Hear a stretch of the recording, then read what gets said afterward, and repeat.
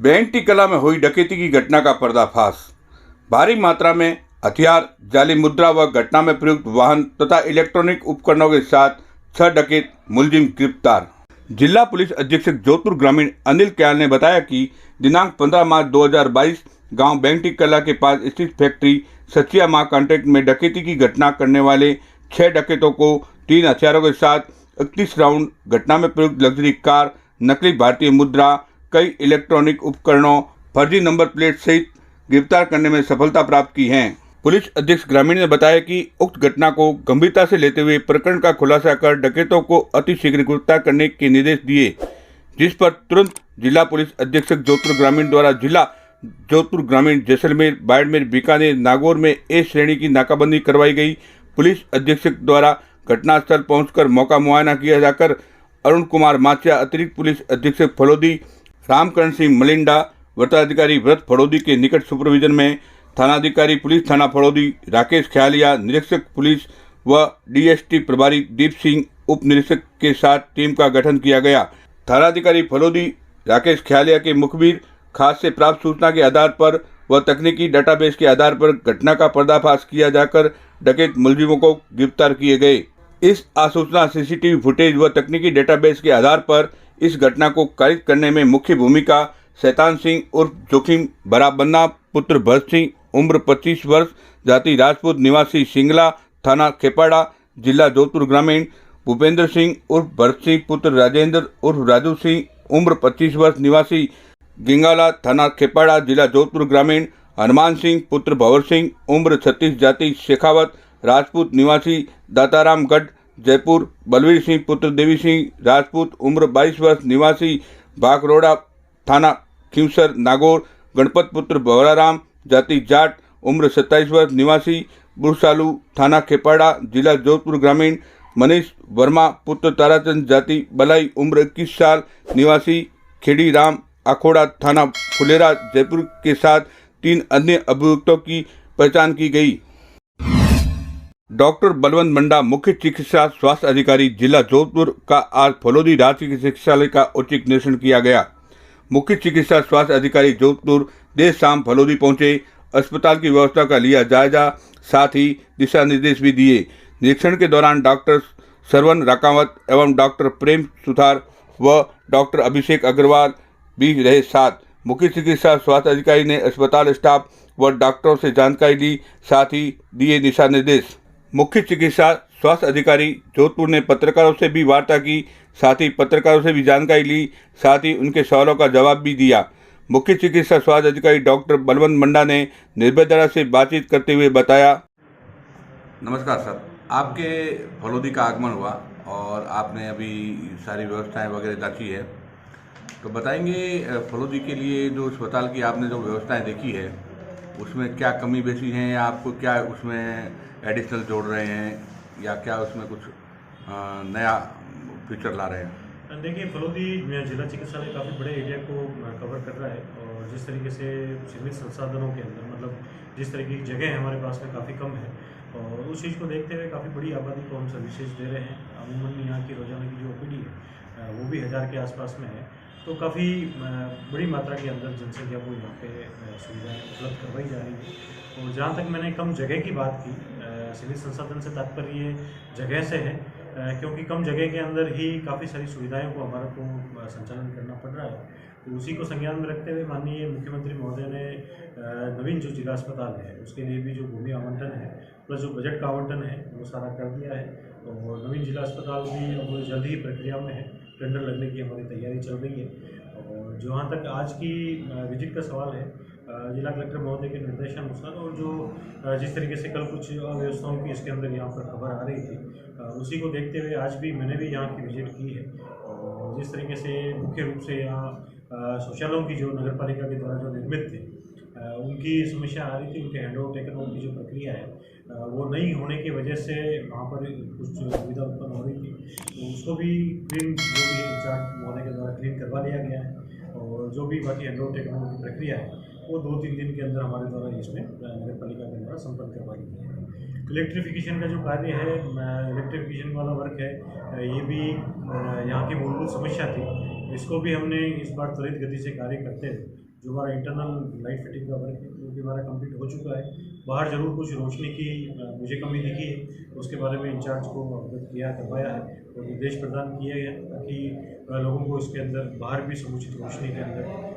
उपलब्ध करवाई जा सके। और उसके अलावा जो इमरजेंसी में और बाहर जो भी अन्य व्यवस्थाएँ थी, जो जहाँ पर भी जो कमी पेशी लगी है, तो वार्ड इंचार्ज को और इंचार्ज को दोनों को इसके बारे में साथ ही BCMO फलोदी भी हमारे साथ में मौजूद है, तो उन सभी को अवगत कराया है और 7 दिन का इनको टाइम दिया है जिसके अंदर जल्द ही सारी व्यवस्थाएं इसमें दुरुस्त करें और हम अधिक से अधिक लोगों को उसके अंदर लाभान्वित कर सकें। रात्रिकालीन जो सेवा चल रही है उसके अंदर कॉल डॉक्टर है, तो उसके लिए परमानेंट डॉक्टर की व्यवस्था होगी? देखिए, निश्चित रूप से फलोदी जिला अस्पताल को देखते हुए यहाँ पर फिजिशियन और सर्जन मुख्य रूप से 2 विशेषज्ञ और अन्य जो जनरल ड्यूटी डॉक्टर्स हैं इनकी अभी कमी है। माननीय मंत्री महोदय और सेक्रेटरी साहब के निर्देश के पश्चात जिस तरीके से कई जगह अधिशेष चिकित्सक चल रहे थे, उन चीज़ों को भी राज्य स्तर के ऊपर संज्ञान लेते हुए इनको समाप्त किया गया है। इनके डेपुटेशन वगैरह जो कार्य व्यवस्था है अधिशेष वालों का, इन सभी को कैंसिल किया गया है। तो जल्द ही हम उम्मीद करते हैं कि इस तरह की एक समानांतर जो व्यवस्था है वो व्यवस्था बनाते हुए यहाँ पर पद के अनुरूप जो भी विशेषज्ञ चिकित्सक है और अन्य चिकित्सक है उसकी हम व्यवस्था करेंगे। और अभी जो चिकित्सक हैं वो संपूर्ण रूप से अपनी सेवाएं दे रहे हैं इसके अंदर। रात्रिकालीन जो इमरजेंसी है उसके लिए आप मेडिसिन का कोई काउंटर खोलेंगे? देखिए, निश्चित रूप से जिला अस्पताल की जो OPD है, OPD को देखते हुए यहाँ पर टोटल 5 जो ड्रग काउंटर है वो यहाँ पर स्वीकृत है और इंचार्ज को जो निर्देश दिए हैं 3 पहले काउंटर थे और इसको बढ़ाते हुए हमने 5 की अपनी व्यवस्था इसमें प्रारंभ की है। तो निश्चित रूप से दिन के टाइम में सफिशिएंट 3 काउंटर दिन के समय और बाकी 1 काउंटर आपका इवनिंग के समय और 1 काउंटर आपका रात्रिकालीन मरीजों के लिए हो, और ताकि जनता को भी सुविधा मिल सके, ऐसे इंचार्ज को निर्देश दिए और 2-4 दिनों के अंदर हम ये लास्ट वाला जो काउंटर है वो प्रारंभ करवा देंगे। एक सबसे बड़ी समस्या है यहाँ की कि जो इमरजेंसी का जो वार्ड है और इमरजेंसी का जो गेट है उसके सामने व्हीकल्स और कई वाहन खड़े रहते हैं, जिससे एम्बुलेंस को या किसी इमरजेंसी पेशेंट को अंदर आने में बहुत दिक्कत होती है। तो उस बारे में आप कुछ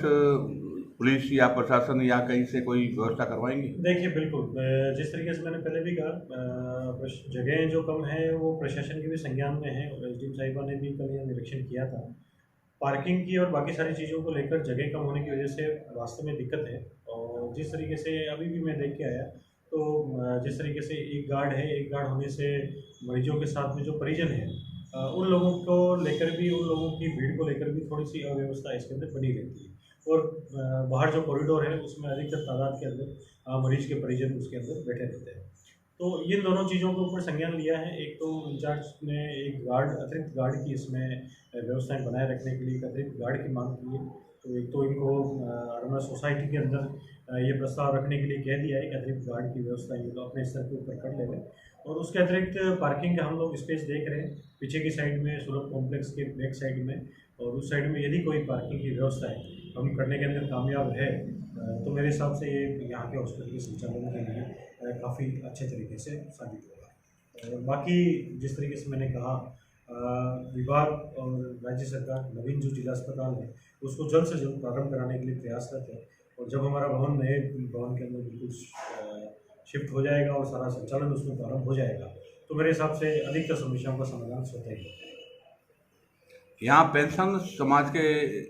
लोग ज़्यादा हैं और वो आयुर्वेद के चिकित्सक से ज़्यादा परामर्श लेते हैं, तो उनका जो आयुर्वेद का जो यहाँ के पीछे की और जो खुल गया है, तो वह जो हॉस्पिटल है वहाँ जो उनका जो हॉस्पिटल खोला हुआ है वो पता ही नहीं चलता कि वहाँ हॉस्पिटल है कि नहीं है। तो आप इस बारे में कुछ करेंगे? नहीं, देखिए, इस समस्या को आपने संज्ञान में लाया है और जिस तरीके से विभाग एलोपैथी के साथ साथ सरकार भी आयुर्वेद डिपार्टमेंट को आयुर्वेद के अंदर निहित नए नवाचार को प्रमोट कर रही है। आयुर्वेद भी उतना ही ज़्यादा आवश्यक है और जिस तरीके से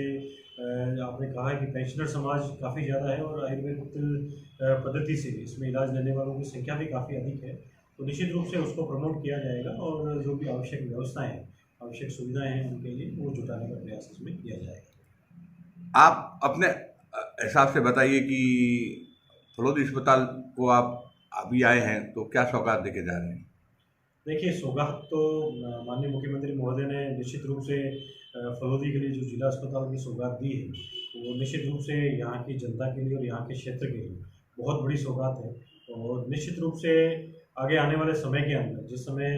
जैसे कि मैंने कहा, ज़मीन आवंटित हो चुकी है, अतिरिक्त ज़मीन जो नगर पालिका ने आरक्षित कर रखी है, उसको हम और आवंटित कराने का राज्य सरकार से प्रयास कर रहे हैं। सर्वे कार्य हमारा पूर्ण हो चुका है। उसके अलावा जो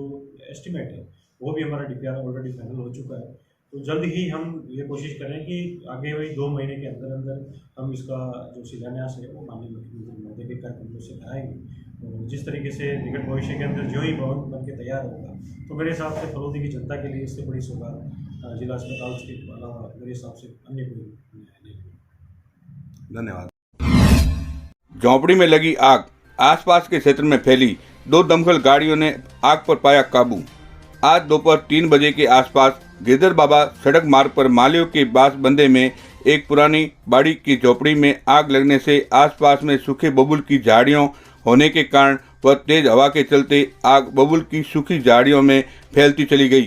सूचना मिलने पर फलोदी नगर पालिका की दमकल गाड़ी आग बुझाने के लिए पहुंची और आग पर पाया काबू।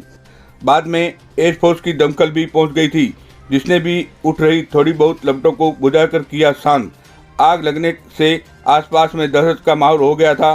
आस पड़ोस के रहवास लोगों की भीड़ इकट्ठी हो गई। आग कैसे लगी, जिसके कारणों का खुलासा नहीं हुआ।